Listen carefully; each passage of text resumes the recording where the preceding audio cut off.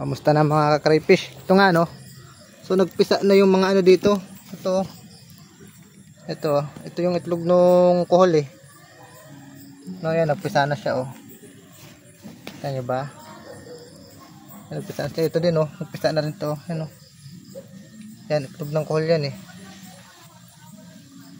No. Yan yung itlog ng kuhol yan. So meron na ulit tayong panlinis, bagong panlinis ng pond. Hindi lang siya ng bundok. Hindi pati kuhol yan oh. Mga pinagpisa niya yan eh. Yung po nagpisa na din dun. Ito tingnan nyo. Yan. Itlog ng kuhol yan eh. So dadami na yung panglinis natin ng pond talaga no. Hindi lang sa bundok, may kuhol pa. At paglaki yan, pwede natin yan lutuin. Sarap yan sa gata eh.